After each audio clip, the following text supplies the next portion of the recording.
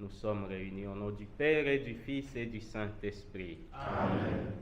La grâce de Jésus, le Christ est notre Seigneur, l'amour de Dieu le Père et la communion de l'Esprit Saint soient toujours avec vous. Et avec votre esprit. Chers frères et sœurs, bonjour. Bonjour. Nous venons d'extérioriser la joie qui nous habite en nous rencontrant, nous retrouvant en ces lieux où le Christ, où Dieu lui-même nous a invités. C'est lui qui nous a invités, c'est lui qui nous rassemble.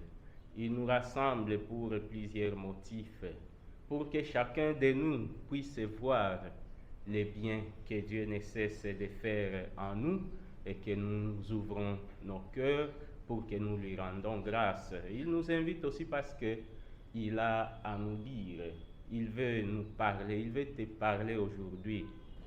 Préparons-nous alors à célébrer ces mystères en reconnaissant que nous avons péché. Tu protèges, Seigneur Dieu, ceux qui espèrent en toi. Sans toi, rien n'est fort et rien n'est saint. Multiplie pour nous les signes de ta miséricorde, afin que sous ta conduite et sous ta direction, en faisant un bon usage des biens qui passent, nous puissions déjà nous attacher à ceux qui demeurent. Par Jésus-Christ, ton Fils, notre Seigneur, qui vit et règne avec toi dans l'unité du Saint-Esprit, Dieu pour les siècles des siècles. Amen. Chers frères et sœurs, bonjour. Bonjour. Comme nous venons de l'écouter, la liturgie d'aujourd'hui nous trace ces lignes que nous sommes appelés à suivre. Nous voyons l'image d'un Dieu fidèle, un Dieu qui accompagne, qui guide les peuples dans les livres de l'Exode. Moïse qui reste fidèle et construit cette demeure de Dieu. Cette demeure où Dieu habite, où Dieu vient rester avec son peuple. Dieu qui se manifeste dans la présence aussi de la nuée qui reste la nuée qui accompagne le peuple. Cela montre en réalité la vie de tout chrétien qui doit avoir cette conscience de que Dieu est toujours là, présent dans sa vie. Dieu est là et fait marche avec nous. Souvent, c'est notre prière. On demande au Seigneur de nous précéder, d'être avec nous, de nous accompagner, et à la fin, nous avons comme l'impression que notre prière n'a pas été exaucée. Mais en réalité, aujourd'hui, on nous montre que Dieu, c'est celui qui est fidèle, c'est celui qui est toujours là présent au cœur de notre vie, au cœur de nos activités. Le peuple d'Israël était là dans le désert qui est l'image de tout ce qui peut être même toute désorientation, qui était là perdu, qui ne savait pas où aller, qui ne savait pas quoi faire.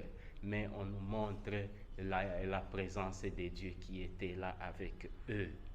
Ceci peut être même, peut entrer dans la relecture de notre situation. Le peuple congolais qui vit dans cette situation de guerre où on se demande jusqu'à quand. On a déjà fait tant de campagnes d'évangélisation, de prières pour demander la paix, pour demander la stabilité politique, pour demander tout ce qui peut être bon pour notre pays, et que jusqu'à présent, après 30 ans, on continue à vivre des situations qui peuvent nous amener à nous poser des questions. Est-ce que le Seigneur exauce nos prières? Est-ce qu'il écoute nos prières? Mais aujourd'hui, on nous montre que c'est dans le désert même que le Seigneur montrait sa présence au peuple d'Israël. Nous aussi, dans nos situations, nous sommes appelés à ouvrir les yeux de la foi pour voir cette présence. Dans nos situations parfois chaotiques, dans nos situations d'incertitude, dans nos situations de violence et d'angoisse, Dieu est là présent.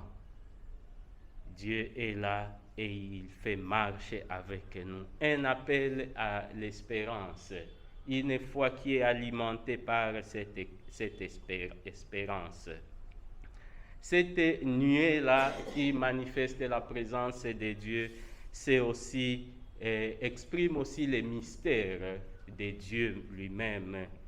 Les mystères, donc, cette part de Dieu que nous ne comprenons pas dans notre vie. Cette part de Dieu qu'on n'arrive pas à comprendre dans notre vie. Il faut comprendre que c'est ça même ce qui explique cette nuée que le texte d'aujourd'hui nous présente. Il faut toujours savoir que ce Dieu est là et fait marcher avec nous dans le chômage des jeunes, dans nos préoccupations quotidiennes, il est là. Ce Dieu nous appelle encore aussi à cette fidélité. Lui qui est fidèle, il nous veut aussi fidèles. À l'image de Moïse, Moïse qui arrive à construire cette demeure de Dieu. Et nous aussi, nous sommes appelés à être des Moïse, ceux qui construisent la demeure de Dieu, ceux qui constituent même cette demeure de Dieu. L'Église, c'est nous. L'Église, c'est toi. L'Église, c'est moi. Et l'Église, c'est cette image même de la présence de Dieu, de cette demeure de Dieu. Donc, toi et moi, nous sommes appelés à prendre conscience de cela. Que nos familles, que nos écoles, que nos lieux de travail deviennent aussi cette demeure de Dieu.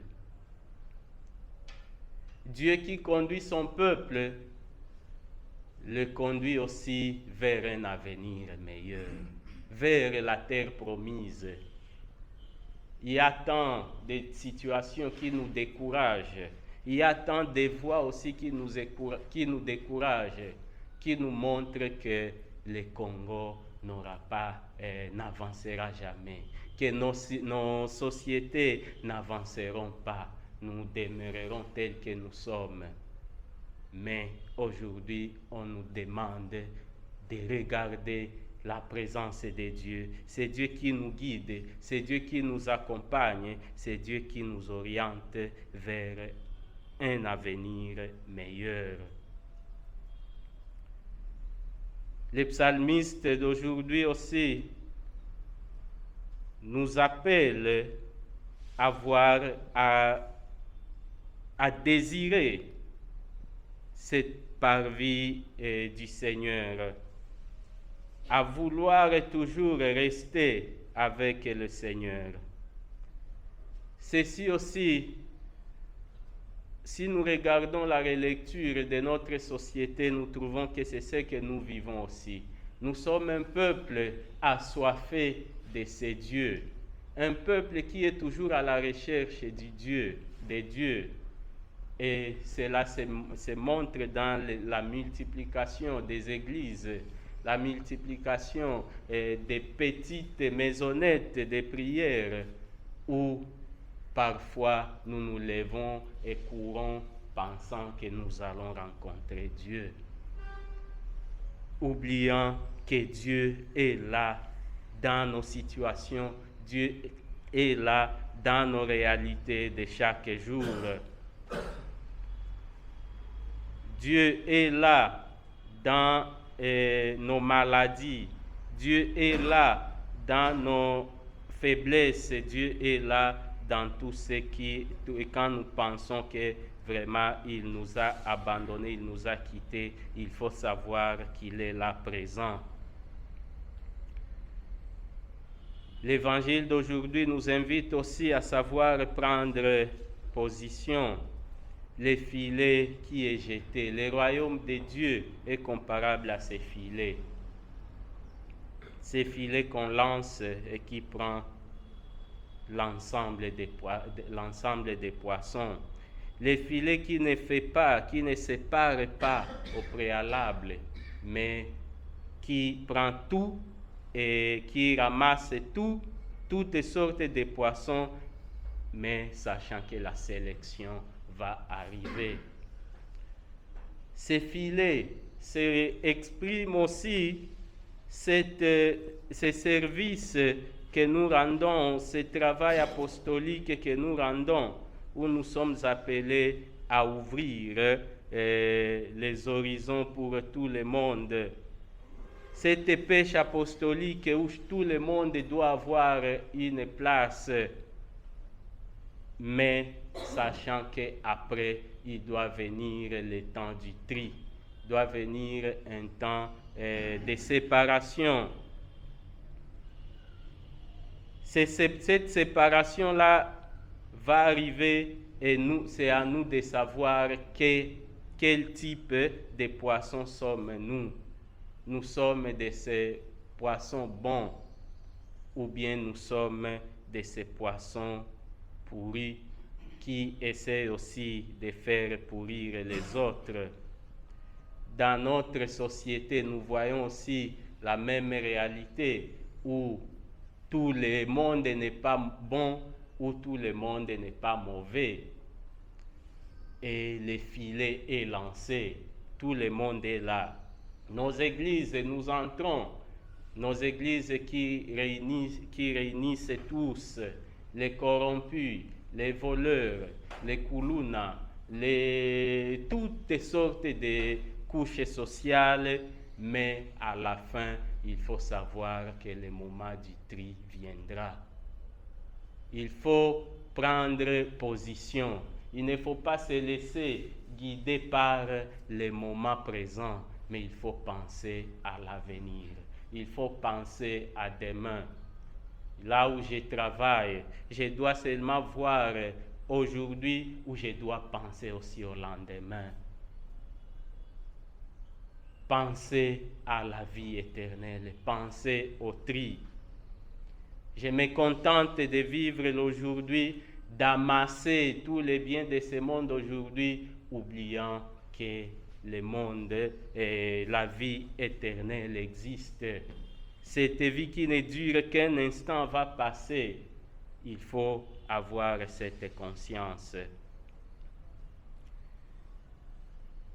Ce tri aussi nous invite alors à être des personnes ouvertes, prêts au discernement, savoir faire le discernement dans notre vie de tous les jours, savoir suivre cette voie qui nous parle chaque jour dans notre vie et qui nous oriente vers le bien. Ne pas nous laisser guider, ne pas nous laisser attirer par les autres qui vivent la médiocrité, mais voir plus loin dans notre vie.